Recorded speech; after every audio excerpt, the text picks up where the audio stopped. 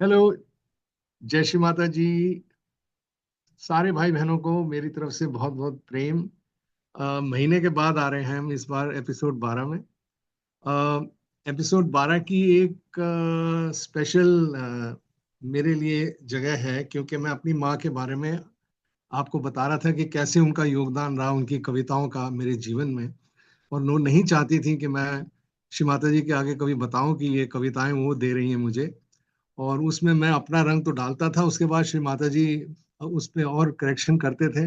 और एक अजीब किस्म की एक ऐसी कविता निकलती थी जिसको गाने के बाद श्री माता जी कहते थे कि आपके ये वाइब्रेशंस इन कविताओं के द्वारा एलिमेंट्स में जा रहे हैं और कैसे बादल बन के ये बरसते हैं, तो लोगों को आत्म साक्षात्कार मांगने की इच्छा पैदा होती है। ये बड़ी बात श्री माता जी उस समय बताती थी हमें कि ये भजनों का क्या तात्पर्य है, ये क्यों हम लोग गाते हैं।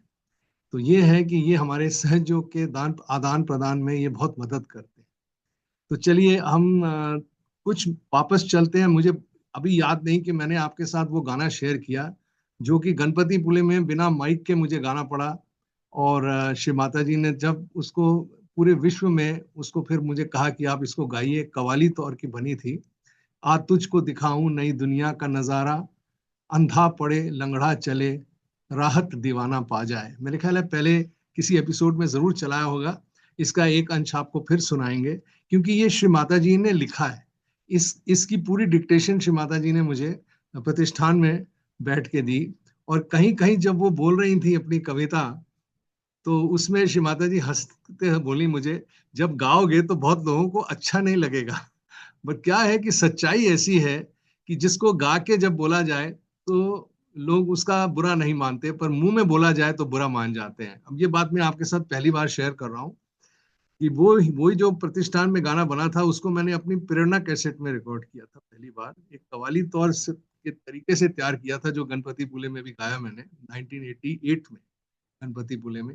तो 87 88 ये दो ऐसे साल थे जहां मेरे संगीत को श्री माता जी उभार के आगे लाना चाह रही थी और पूरे विश्व में बांटना चाह रही थी। जैसे कि मेरे कैसेट जाके गणपतिपुले में लोग फॉरेनर्स के थ्रू ला के बनवा के उन्होंने बोला कि इनको वहां बेचा जाए। मैंने इसके बारे में काफी विस्तार में बात की है, तो आगे मैं नहीं बताऊंगा। मगर ये भजन मैं अपर्णा जी को कहूंगा कि जरूर फिर से चलाएंगे आपके लिए, जहां श्री माता जी इसका जिक्र कर रही हैं कि अंधों को दिया दिखाने में एक उम्र लगेगी ए रोशन। रोशन मेरा खिताब है। तो एक उम्र लगेगी ए रोशन, भटकों को राह में लाने में। तो उस वक्त तो हमें नहीं पता था कि कौन है वो अंधे और किनको दिया दिखाना है और किसकी उम्र लगेगी। पर श्री माता जी के आगे जब हम कुछ ऐसे प्रश्न उठते थे तो हमारी हिम्मत नहीं होती थी कि उनसे पूछें कि श्री माता जी इसका संपूर्ण तात्पर्य क्या है। मगर आज इतने सालों के बाद महसूस हो रहा है कि कैसे जब सहज योग और सहज योगी भटक जाते हैं अपने रास्ते से, सहज योग तो नहीं भटकता मगर सहज योगी जब भटक जाते हैं तो वो एक अंधापन आ जाता है।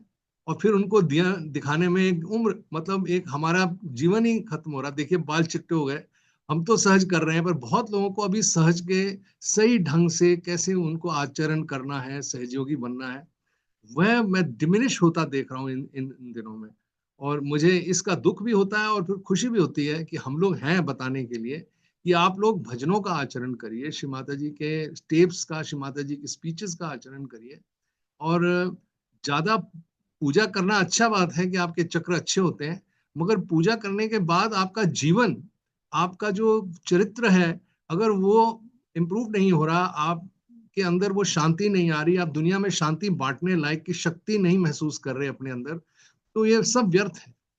तो उसको बारे में श्री माता जी ने एक और कविता में मुझे बताया था कि कहें गुरूर में अगर आज के शहंशाह, फानी है हम तो क्या हुआ और हमसे क्या बुरा हुआ। जो भी हम फानी करते हैं, फानी मतलब जो सर्वनाश चीजों के पीछे हम जाते हैं, तो उससे क्या हुआ, क्या हुआ, व्हाट, सो व्हाट वाली बात जो विदेश से श्री माता जी ने बहुत लोगों से सुनी। और वही विदेश की जितनी भी आदतें थी हम हिंदुस्तानी भी ग्रहण करने लगे। और श्री माता ने कहा कि इसको आप हिंदी में जब गाएंगे तो लोग कम से कम महसूस तो करें कि इसमें सहज योग का क्या महत्व है उनके जीवन में। तो ये भजनों के द्वारा बहुत कुछ हम लोग का, एक तरह से आप कह लीजिए कि इंट्रोस्पेक्शन, एक अंतर निरीक्षण हम लोग कर सकते हैं इन भजनों के, अगर आप शब्दों को अच्छी तरह से सुने। तो इसमें मैंने इस भजन को भी प्रेजेंट किया हुआ है आपके साथ पिछले कुछ एपिसोड्स में, मगर हाँ लगा कि पीछे जाके थोड़ा बहुत इनके बारे में और चर्चा करूं।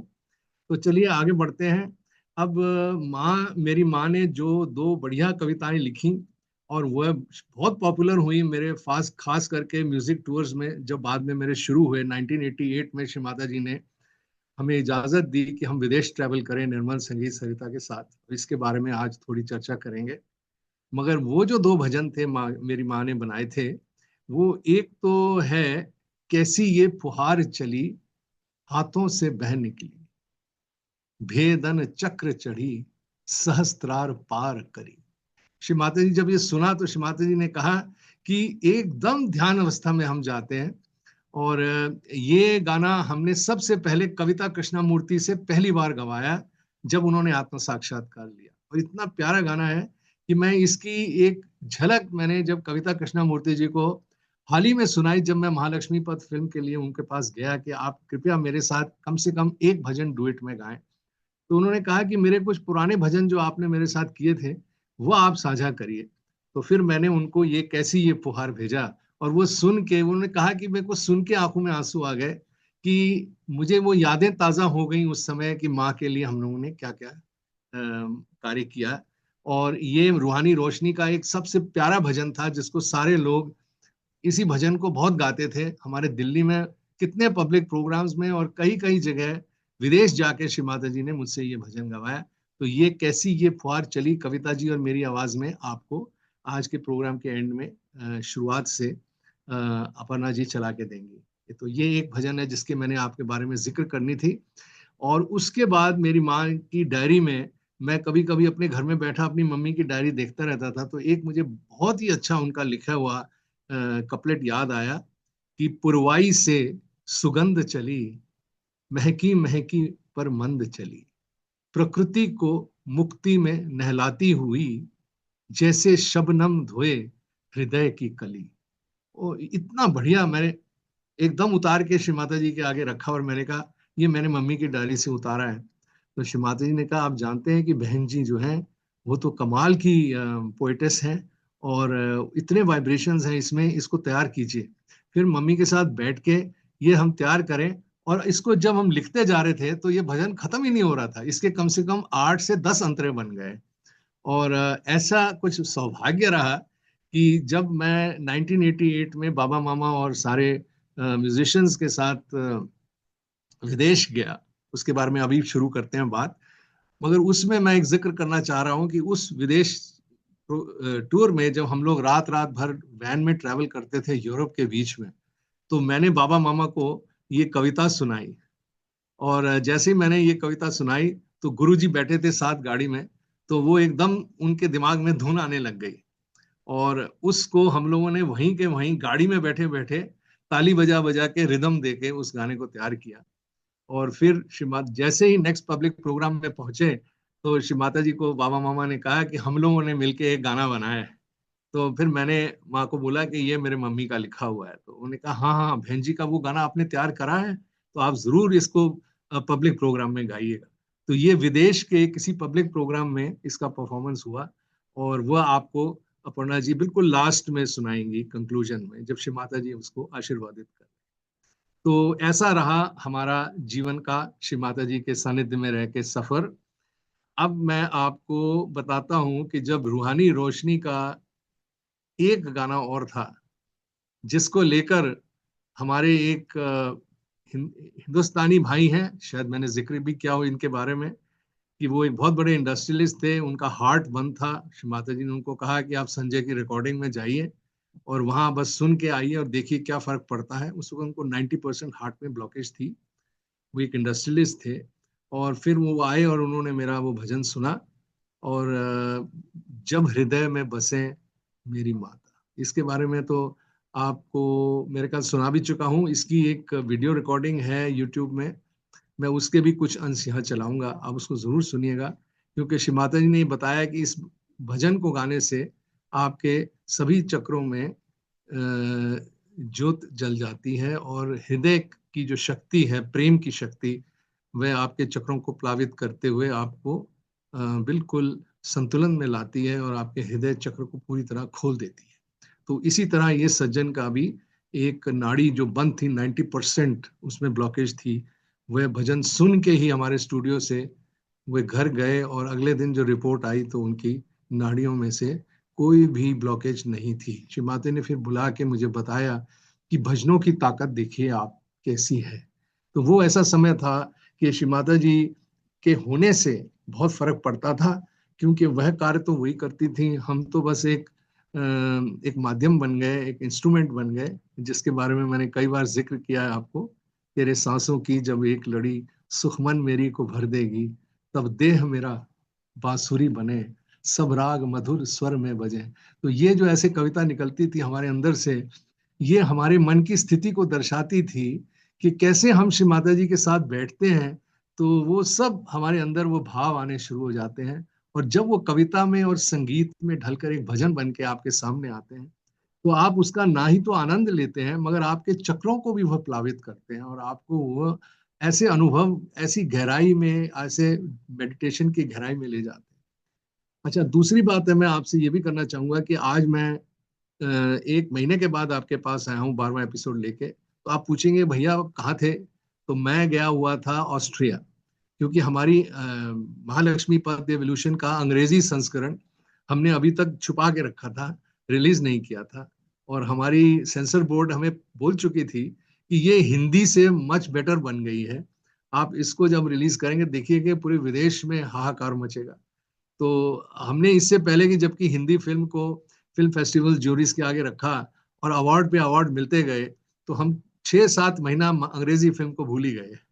और फिर एकदम याद आया कि अरे बाबा, इतनी बड़ी उपलब्धि उसको कहाँ रखा बगल में, उसको ले जाके पूरे विदेश में हम लोगों को, सहयोगियों को देना है, क्योंकि अंग्रेजी संस्करण को सुनकर वह आराम से उसको अपनी अपनी भाषाओं में तब्दील कर सकते हैं, जो कि शुरू हो गया।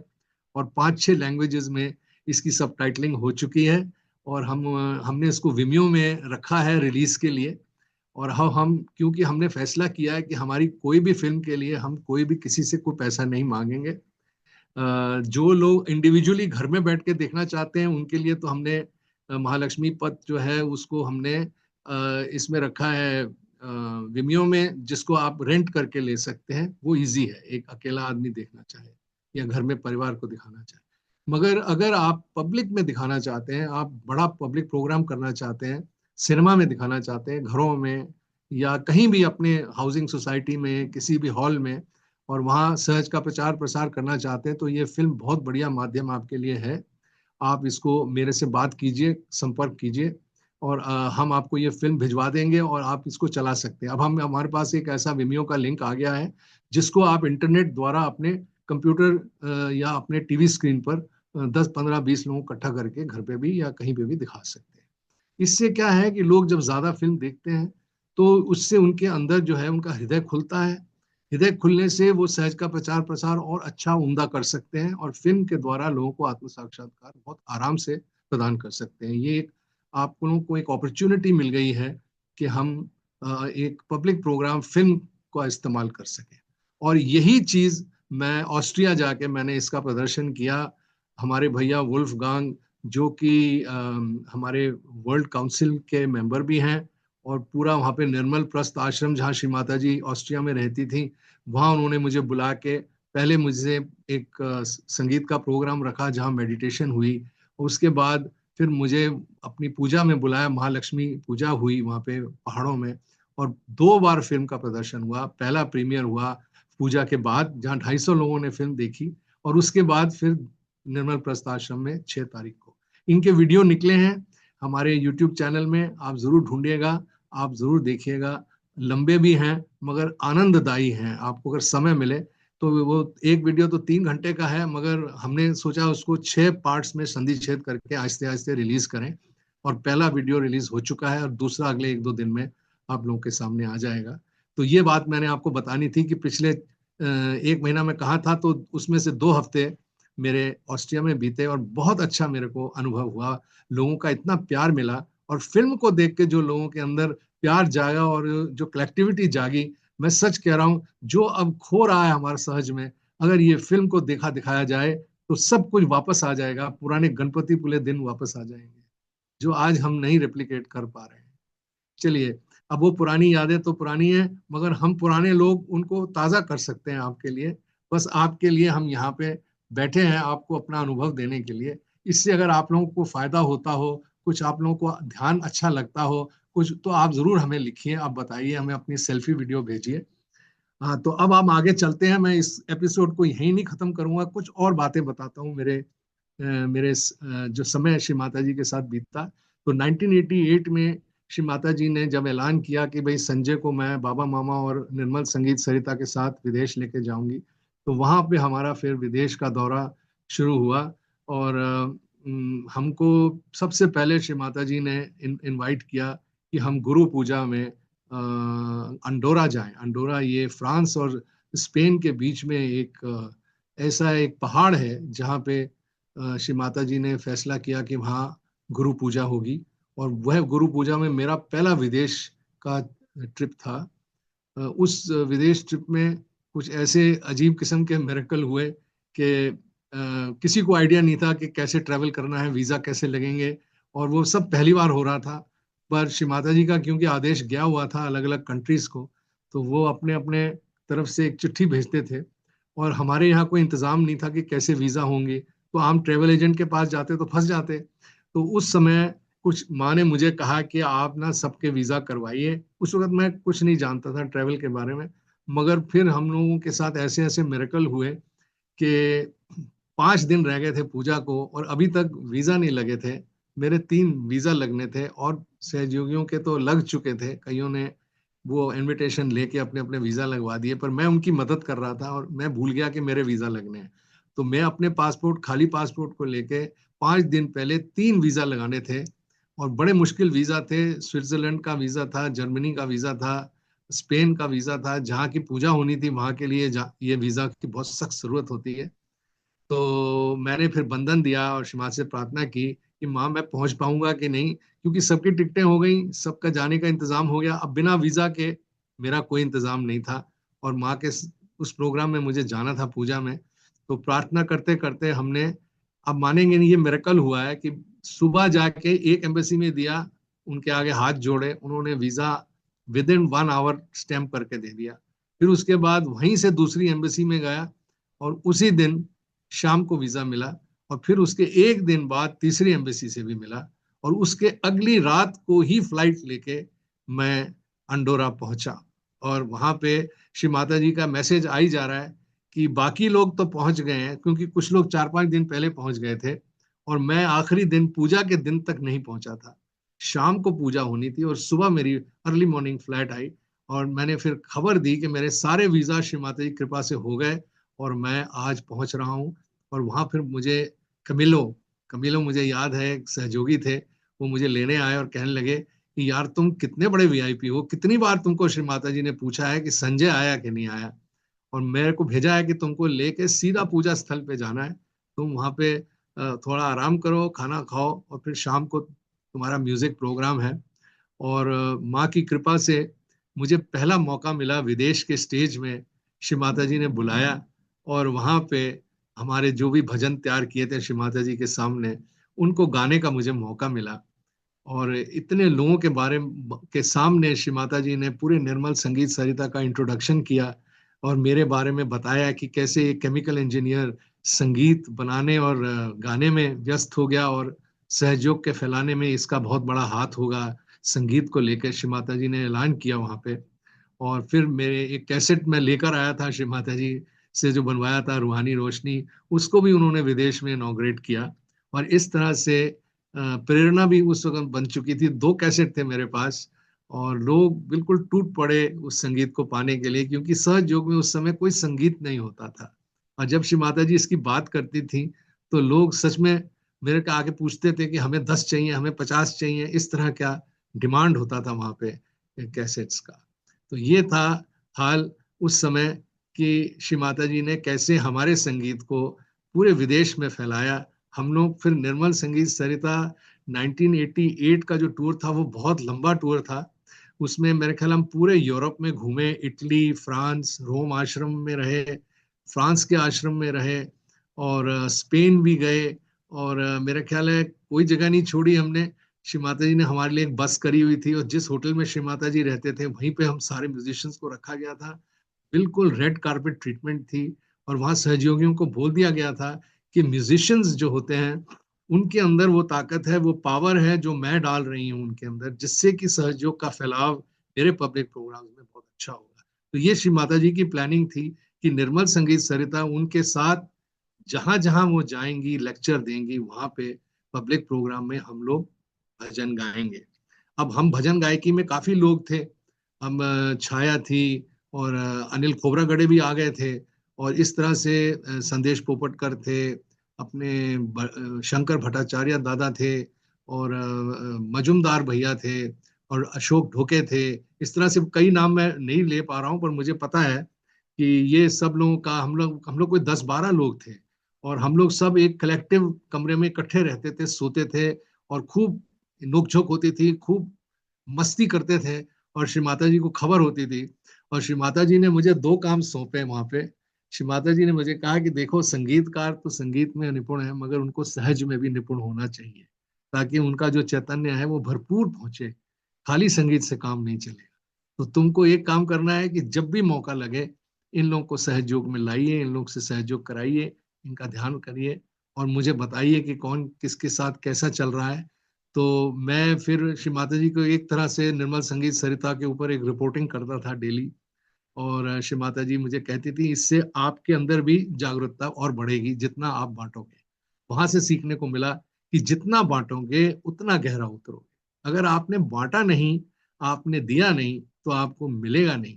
ये बात पक्की है। आप 100 पूजा कर लीजिए, उससे कोई फर्क नहीं पड़ने वाला। सहज का प्रचार प्रसार करना पड़ेगा। और श्री माता जी ने हमें ये कला द्वारा तैयार किया है कि ये प्रचार प्रसार संगीत द्वारा हो, और अब फिल्मों द्वारा हो रहा है, जो कि वो चाहती थी।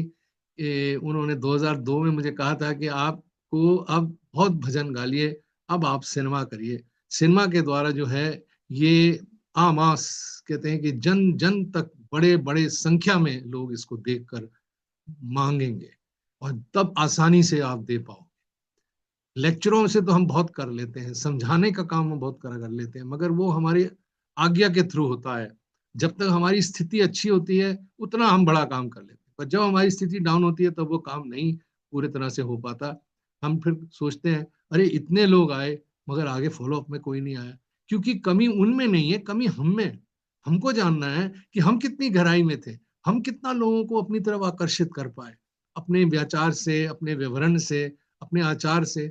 तो ये जो बात होती है हमारे अंदर की, वो कैसे उभरे? वो उभरती है प्रेम से, और प्रेम कहाँ आता है? संगीत से। तो संगीत से हम नाता तोड़ नहीं सकते, और संगीतकारों को कभी छोड़ नहीं सकते। मगर क्या है, अगर उनको सहजी हो गए वो, तो पूरे विश्व में सहज फैलाना बहुत आराम से कलाकारी से हो सकता है, जैसे एक संगीत से या फिल्मों के द्वारा। तो ये तो रहा हमारा सफर जो शुरू हुआ अंडोरा की गुरु पूजा से। उसमें मेरे ख्याल है हम लोग को 6 से 7 हफ्ते श्री माता जी के साथ घूमे, और हर पूजा को हमने, हर क्षेत्र में जो पूजाएं होती हैं, गुरु पूजा से लेकर आगे कुंडलिनी पूजा, और भी जितनी पूजा हुई, सहस्त्रार पूजा, ये सब हमने अटेंड करी। और फिर हम लोग 2-2.5 महीने के बाद घर लौटे, और श्री माता जी ने हम लोग को इतना गिफ्ट दिए, इतना कुछ दिया। धनराशि भी श्री माता जी हर म्यूजिशियन को देती थी, क्योंकि वो जानती थी कुछ लोग का तो जीना मतलब उनकी कला से ही है। तो हम लोग सब इसके मतलब भागीदारी थे कि हम श्री माता जी से ये प्रसाद उनके हाथों से लेते थे। और श्री माता जी हमेशा हमसे पूछती थी हमारे घर में कैसा चल रहा है, और वो हमें बताती थी कि क्या क्या हमें करना चाहिए, ताकि हमारे जीवन में वो बहार बनी रहे, हमारे परिवारों में हमें हमें कोई किसी चीज की कमी ना रहे। इसके ऊपर भी छोटी छोटी चीजें श्री माता जी हमें बताया करती थी अपने साथ बैठ के। और कई, जब हम कबैला गए तो मुझे याद है, अभी कबैला उस वक्त श्री माता जी ने लिया नहीं था, वो फिर 1989 में फिर श्री माता जी ने कबैला का एक्वाइजेशन शुरू किया, और मैं तब माँ के साथ था। और जब फिर वो कबेला वाला जो भजन है, मैंने आपको बताया था कि अभी अभी कबेला तैयार हो रहा था, मगर श्री माता जी ने वो भजन जेनोवा के कासल में एक पब्लिक प्रोग्राम करके मुझसे गवाया था, जहाँ पे बादल में चैतन्य के द्वारा बरसात करवाई थी श्री माता जी ने एक भजन के द्वारा, जन्म से जीवन पाना सूक्ष्म हानि है। तो ये भी श्री माता जी का लिखा था। और मेरी ऐसी खुशकिस्मती थी कि श्री माता जी मुझे सामने बैठा के जो भी भजन बनाती थी, उसको गाने का जब मुझे मौका मिलता था माँ के आगे, तो उसका कोई अलग ही मतलब कह लीजिए कि मजा था, उसका एक अलग ही इम्पैक्ट था हमारे पब्लिक प्रोग्राम्स में जो हमने देखा। हजारों की तादाद में हमने देखा कि लोग रियलाइजेशन ले रहे हैं और श्री माता जी एक एक को सामने बैठा के क्लियर कर रही हैं। और मुझे यहाँ तक याद है कि श्री माता जी क्लियरेंस कर रही हैं और हमको कह रही हैं आप भजन गाइए, और मुझे कह रही हैं आप वो वाला गाइए, ये आज की क्लियरेंस में ये भजन काम आएगा। तो फिर वो मैंने गाया, वो हर पल विचारों में विचरती आदि माँ वो आप हैं। वो भजन मैंने कई बार गाया जब माँ क्लियरेंस करवाती थी विदेश में, और सबको बहुत रोमांचक लगा। विदेश में आज भी सहयोगी पुराने गाने बहुत याद करते हैं। और मुझे भी बड़ी खुशी हुई कि इस बार जब मैं वियना गया और मैंने अपने पुराने भजन कुछ गाए और कुछ नए भजन भी गाए, नए अपने अनुभव बताए, तो लोग बहुत बहुत खुश हुए और बहुत प्यार से मिले। इतना प्यार तो मैं खैर हिंदुस्तान में नहीं देख पाया हूँ, पर विदेश में देख के मुझे वो पुराने दिन याद आ गए जो श्री माता जी के साथ हम लोगों ने बिताए थे। अब आप लोगों को हमारी जरूरत पड़े कभी भी तो हम हाजिर हैं आपके लिए, जब तक माँ ने हमको जीवित रखा है। और मेरी अभी कोशिश है कि अगले साल, ये साल तो अब खत्म में आ रहा है और सर्दियां पड़ गई हैं विदेश में, तो अब हम अगले साल विदेश में महालक्ष्मी पथ द एवोल्यूशन को, उनके अंग्रेजी संस्करण को हम अमेरिका ले जाएं और यूरोप ले जाएं। बात चल रही है हमारी सब जगह। और सबसे बड़ी खबर मैं आपको आज ये भी देना चाहूंगा कि महालक्ष्मी पथ द एवोल्यूशन जो फिल्म है हमारी, वो अब ओटीटी प्लेटफॉर्म में किसी एक अच्छे चैनल में आने की संभावना अगले 2-3 महीने में बन गई है। और जैसे ही ये होगा आपको फ्री में देखने को मिलेगी। आपको बस एक लिंक दे दिया जाएगा, आप जाइए, अब दुनिया भर को लिंक भेजिए और वो सहयोग से जुड़ जाएंगे। तो इस तरह से आपके हाथों सहयोग फैलेगा। किसी को बताने की जरूरत नहीं पड़ेगी कि कैसे सहयोग फैलाना है। आप बस फिल्म भेजते जाइएगा और लोग सहयोग में आते जाएंगे। इस तरह से सहज का प्रचार प्रसार जैसे माँ चाहती थी आमास होगा। मुझे पूरा यकीन है कि जैसे ही ये फिल्म उस चैनल पे चढ़ेगी, हम इसको और कई चैनल्स में अगले 6 महीने में, 8 महीने में, साल में कोशिश करेंगे चढ़ाएं, और ये मुफ्त में देखी जाएगी। आपको कुछ भी नहीं देना पड़ेगा इसके लिए।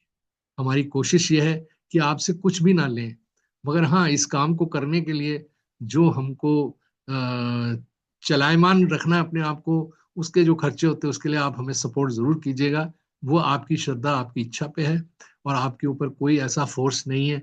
ये क्रिएटिव काम है और इसमें हमारे सब क्रिएटिव बच्चे, बहुत डेडिकेटेड बच्चे जुड़े हैं, जिनके कारण इतनी क्रिएटिविटी आज फैल गई है, जिसके कारण पूरे विश्व में हमें अवार्ड और ये सब मिल रहे हैं। हमको बस आपका प्यार चाहिए और कुछ नहीं चाहिए। आपके आप इसको परखिए, अपने चैतन्य से परखिए और फिर आप आगे बढ़िए। तो मैं इस एपिसोड को अभी यहाँ समाप्त करूंगा, ये कहते हुए कि अब आपको मैं आगे ले चलूंगा हमारे विदेश टूर में, उसकी तस्वीरें और उसमें क्या क्या मिरेकल हुए। ऐसे मिरेकल मैंने अपनी जिंदगी में नहीं देखे। एक मिरेकल मैं अभी बता देता हूँ कि वीजा ले रहे थे हम, जैसे मैं यहाँ से गया था 4 वीजा लेके, अब वहां गया तो श्री माता जी ने कहा अरे तुमने इस कंट्री का वीजा नहीं लिया, एक और कंट्री छूट गई हमारे से। तो शिवाधिकारी फिर अब हमको जाना है वहां, अब तुमको तो वहां गाना है, अब कैसे होगा। तो वहां के सारे सहजीयों ने बोला कि माँ ये तो हिंदुस्तान में ही वीजा मिलता है, हिंदुस्तानी पासपोर्ट को वहां विदेश में नहीं देते। तो श्री माता जी ने कहा मुझे, क्या आप इन बातों को मानते हैं। मैं कहा श्री माता जी हम तो केवल आपको मानते हैं, आप बताइए, आप हुक्म कीजिए।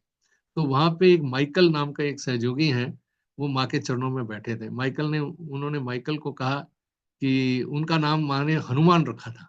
तो उन्होंने कहा अब आप अपना हनुमान जागृत करिए, आप संजय को लेके जाइए इंडियन एम्बेसी में, वो फॉरेन वीजा लगाने के लिए, और रिक्वेस्ट कीजिए कि इनके पासपोर्ट में, क्योंकि हमें परसों जाना है, बस कल ही का दिन है। तो शाम थी, हम सुबह सुबह निकल गए वो वीजा के लिए। और जैसे ही हनुमान जी हमें ले गए वो एम्बेसी में, तो कुछ ऐसा हुआ कि हम ट्रैफिक में फंस गए और दरवाजे बंद हो गए एम्बेसी के। और उन्होंने कहा कि जी अब आप कल आइए। अब वो तो हो नहीं सकता था क्योंकि उनको एक दिन चाहिए होता वीजा देने में। तो हमने बहुत हाथ जोड़ के कहा कि हाले 2 मिनट ही हुए हैं बंद हुए, आप हम लोगों को इजाजत दीजिए, हमको बहुत बड़े काम के लिए आए हैं। तो वो उन्होंने हमें अंदर जाने दिया। जब हम अंदर गए तो वो विंडो बंद पड़ी थी और आदमी बैठा था पीछे।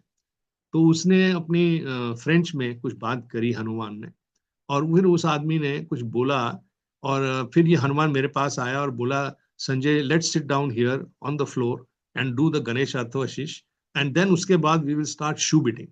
तो हम लोगों ने वहां 10-15 मिनट बैठ के गणेश चतुर्थी जोर जोर से पढ़ना शुरू किया और फिर शू बीट किया।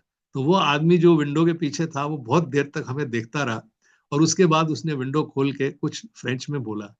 तो ये उठ के गया और इसने उठ के जाके मुझे पीछे से कहा, संजय ब्रिंग योर पासपोर्ट। उसने कहा, पता नहीं उसका मन कैसे बदल गया, उसने बोला कि आप पासपोर्ट दीजिए। उसने 5 मिनट के अंदर नीचे पीछे पीछे वीजा काउंसलर बैठे थे, उनके पास ले जाके स्टैंप लगा के वीजा दे दिया। अब देखिए ये मिरेकल नहीं है तो क्या है। वहीं पे शू बीट किया, वहीं पे गणेश चतुर्थी पढ़ा और ये काम माँ ने करवा दिया हमारा। और फिर हम जब वीजा लेके माँ के पास पहुंचे तो उसने कान पकड़ के श्री माता जी के आगे सर झुकाया और कहा कि मदर इट इज डन।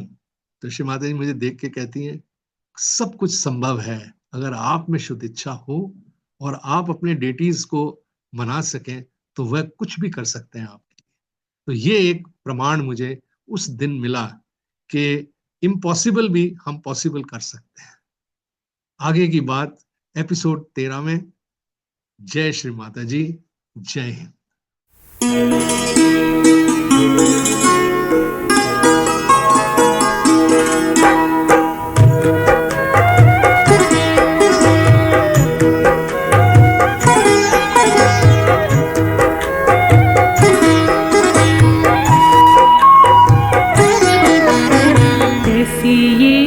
फुहार चली है, हाथों से बह निकली, भेदन चक्र चढ़ी है, सहस्त्रार पार करी।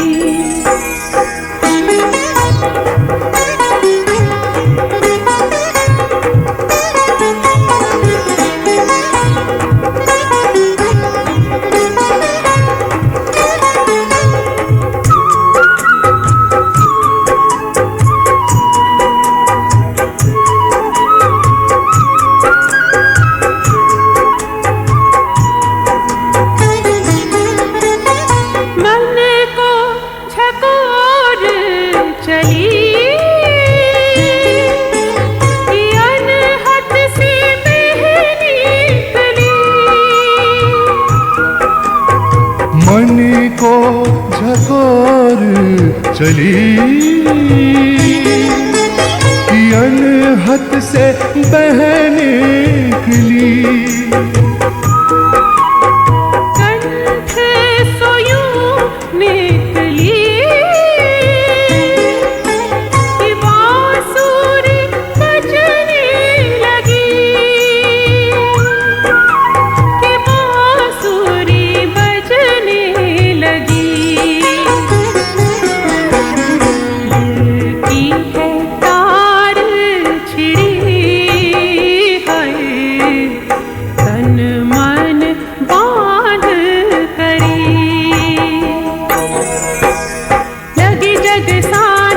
मुझको है प्यारा, तूने है सवारा करके इशारा, तेरा ये सहारा करे हमें न्यारा, जाने जग सारा माँ तुम हो सहारा।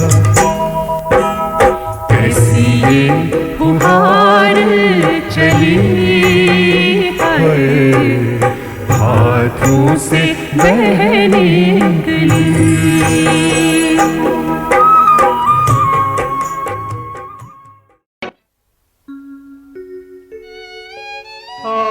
तुझको दिखाऊं नई दुनिया का नजारा,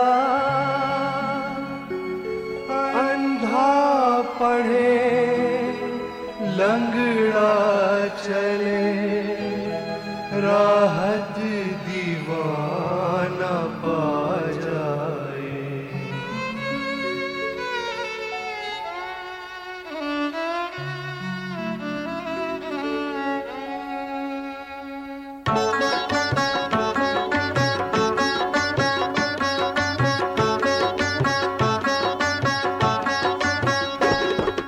तुझको दिखाऊं नई दुनिया का नजारा, अंधा पढ़े लंगड़ा चले राहत दीवाना पा जाए। तुझको दिखाऊं नई दुनिया का नजारा, अंधा पढ़े लंगड़ा चले राहत दीवाना पा जाए।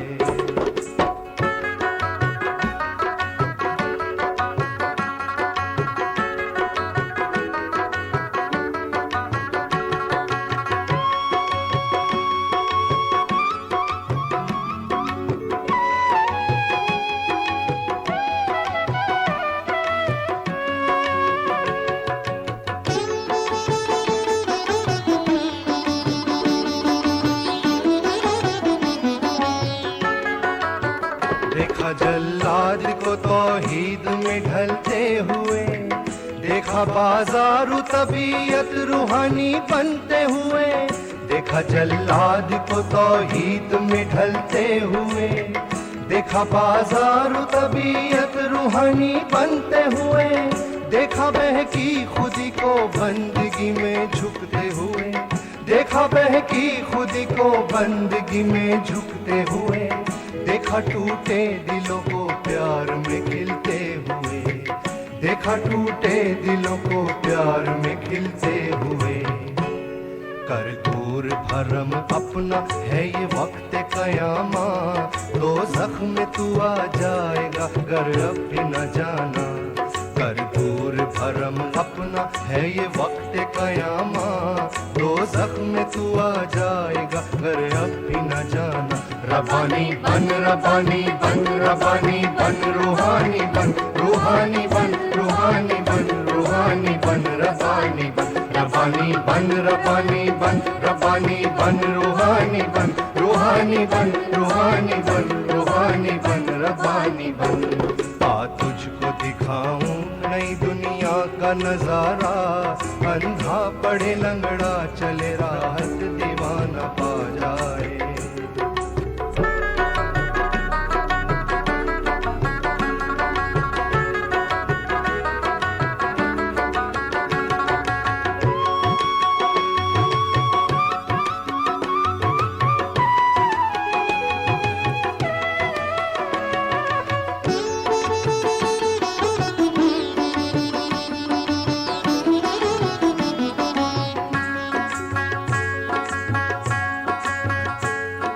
जैसे फूल कमल में बदलता है,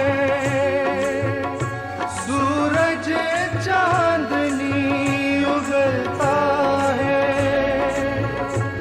निष्कलंक चांद को देखा है, ये वो जन्नत का नजारा है। आँखों से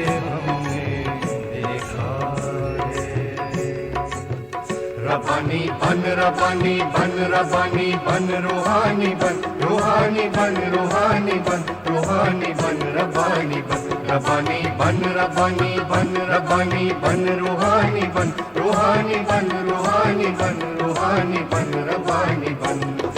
तुझको दिखाऊं नई दुनिया का नजारा, अंधा पढ़े लंगड़ा चले राहत दीवाना पा जाए। तुझको दिखाऊं नई दुनिया का नजारा, अंधा पढ़े लंगड़ा चले राहत दीवाना पा जाए।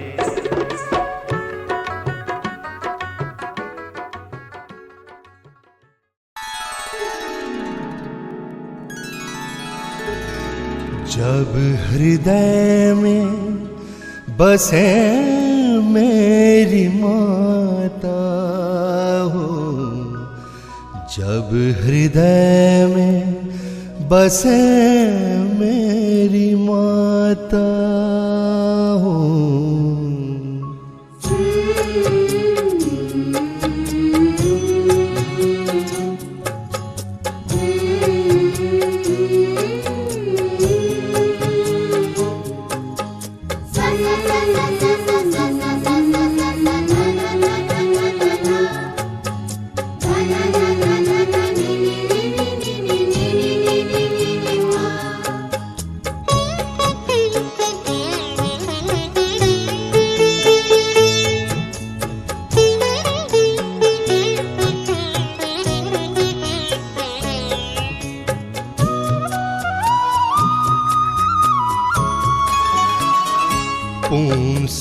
समर्पण हो, आत्म दर्शन हो, पूर्ण समर्पण हो, आत्म दर्शन हो।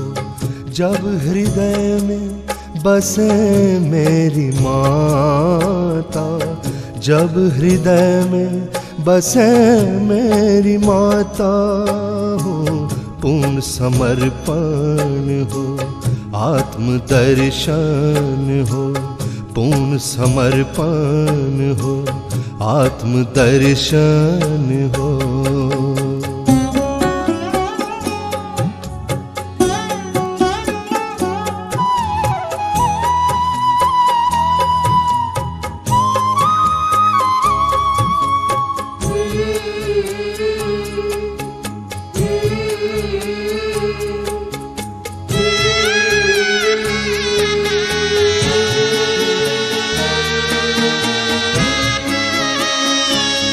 अपने दिल की कली जब सहज में खिली, अपने दिल की कली जब सहज में खिली, शिव की शक्ति हमें तब ही हासिल हुई।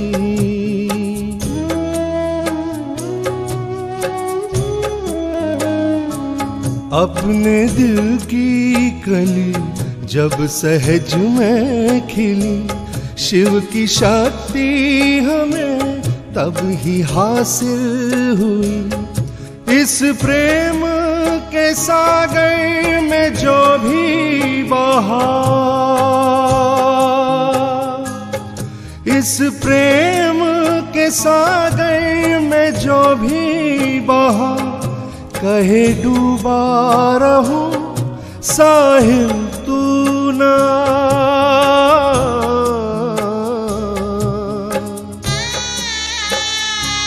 अब तो मिल ही गया अनमोल जहां, अब तो मिल ही गया अनमोल जहां। जब हृदय में बसे मेरी माता, जब हृदय में बसे मेरी माता हो, पूर्ण समर्पण हो, आत्म दर्शन हो, पूर्ण समर्पण हो, आत्म दर्शन हो।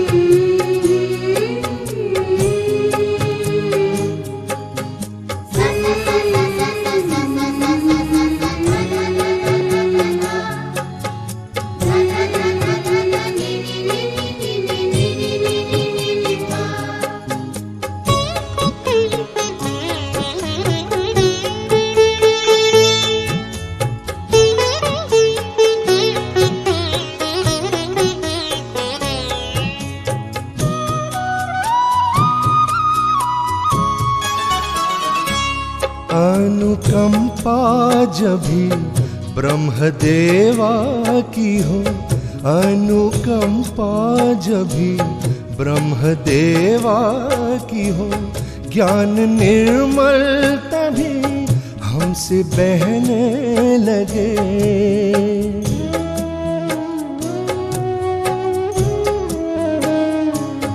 अनुकंपा जब भी ब्रह्मदेवा की हो, ज्ञान निर्मल तभी हमसे बहने लगे। संतुलन ईडा पिंगला में ऐसा बने,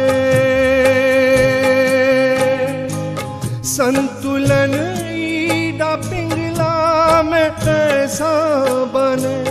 कर्म करते नहीं है ये होते स्वदेश,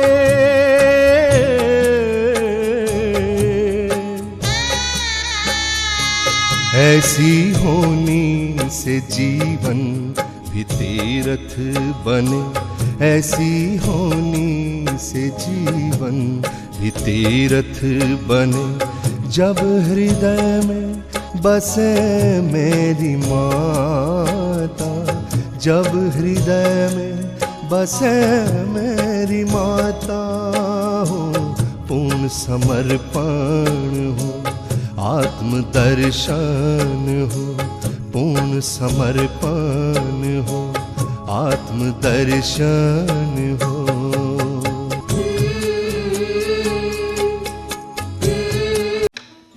This is a song which we sang yesterday, being sung before Shimadaji for the first time. We are taking her blessing for the first time. Questa è una canzone che offriamo a Shimadaji per la prima volta adesso. The way you appreciated the song, I am sure it is going to revibrate you today also. Questa l'abbiamo in effetti offerta ieri la prima volta, ma il modo in cui voi apprezzate queste canzoni sicuramente le vibrerà di nuovo anche oggi. I'm presenting now this song through Sanjay Talwar. E vi presento oggi questa canzone interpretata da Sanjay Talwar.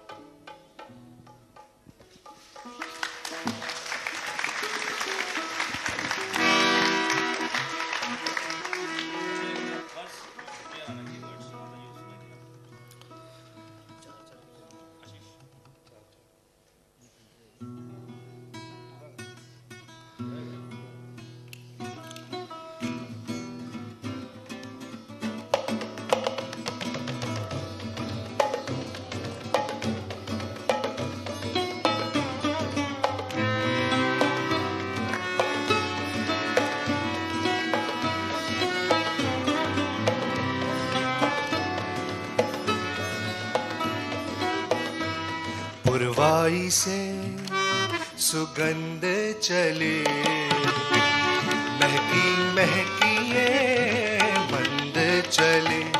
पुरवाई से सुगंध चले, महकी महकी ये मंद चले।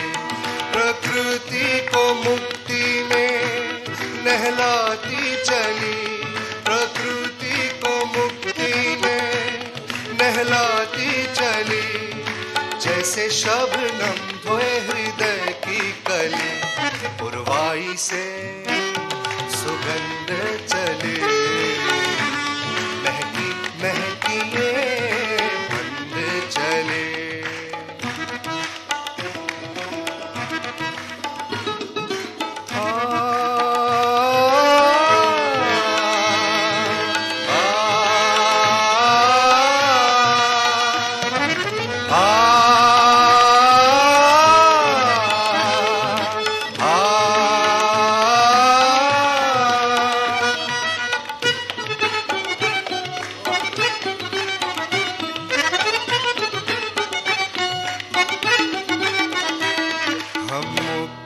खड़े चेतन पथ पर, चेतन पथ पर, निरानंद में है विलीन तत्पर, विलीन तत्पर। हम मुक्त खड़े चेतन पथ पर, चेतन पथ पर, निरानंद में है विलीन तत्पर, विलीन तत्पर। है तार छिड़ी गुंजन पहली, है तार छिड़ी गुंजन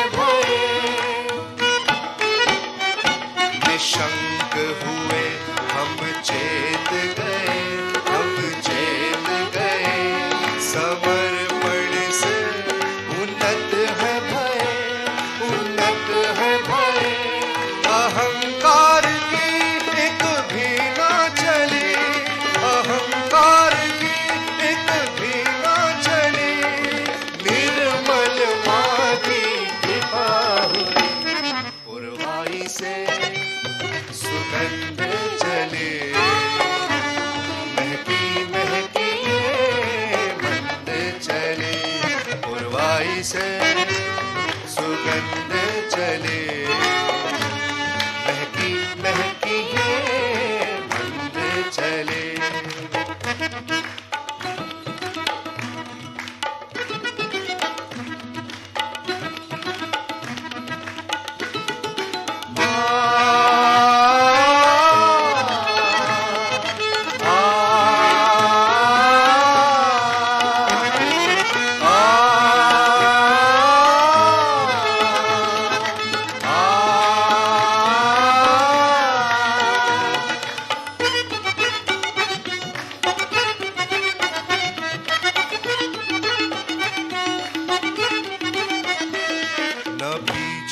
की हमको सुध ही रही, सुध ही रही, न आगे की कोई खोज रही, खोज रही, न पीछे की हमको सुध ही रही, सुध ही रही, न आगे की कोई खोज रही, खोज रही।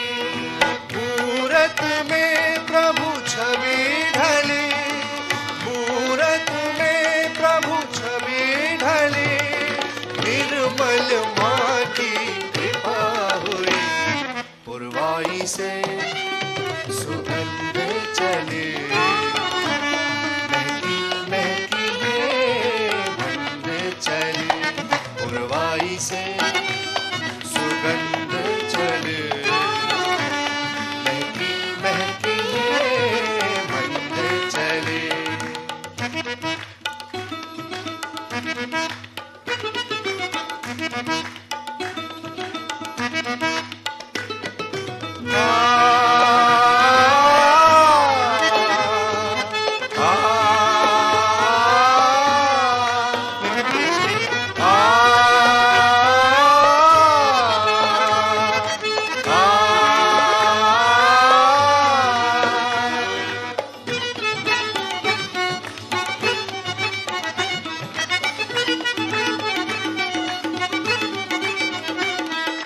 कल के चले अब भी है चले, अब भी है चले, कब पहुँचेंगे जो आज चले, जो आज चले,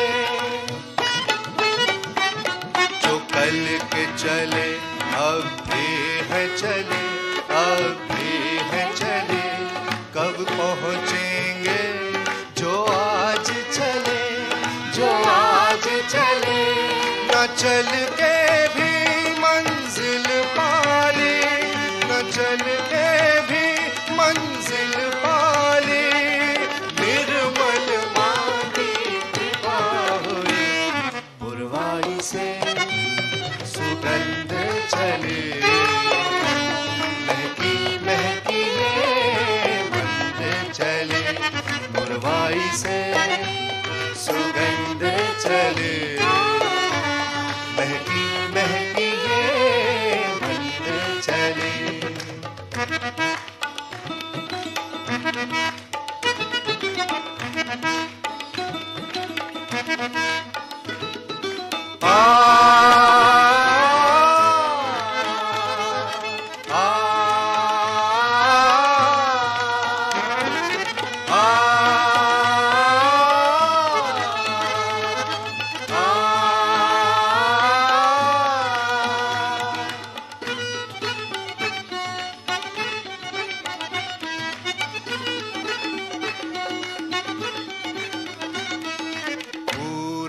से संपूर्ण बनो, संपूर्ण बनो, सगुण से तुम निर्गुण बनो, निर्गुण बनो,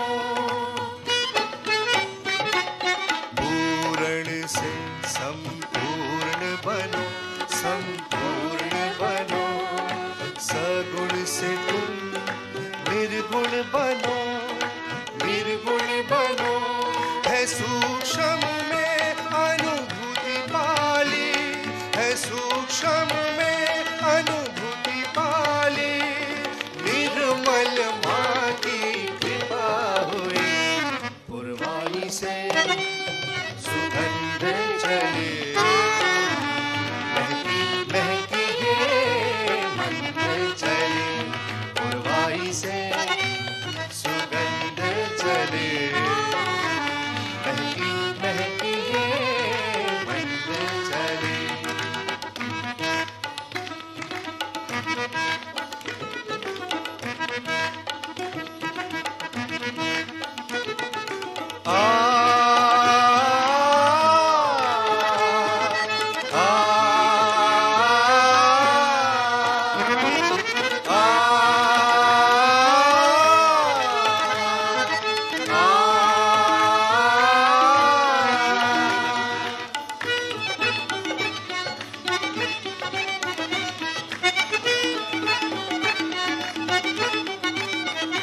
रजनी के आंचल से निकली ललाटी अमृत में प्रेम सुधा मिला दी तुम बढ़ते चलो अक्षय आंचल में निर्मल मोह है तुम्हें बुलाती वृक्ष है माँ तुम हो डाली वृक्ष है माँ तुम हो डाली वृक्ष है माँ तुम हो डाली पुरवाई से सुगंध चली महकी महकी ये मंद चली पुरवाई से सुगंध चली महकी ये मंद चली प्रकृति को मुक्ति में नहलाती चली प्रकृति को मुक्ति में नहलाती चली जैसे शबनम धोए हृदय की कली पुरवाई से सुगंध चली महकी महकी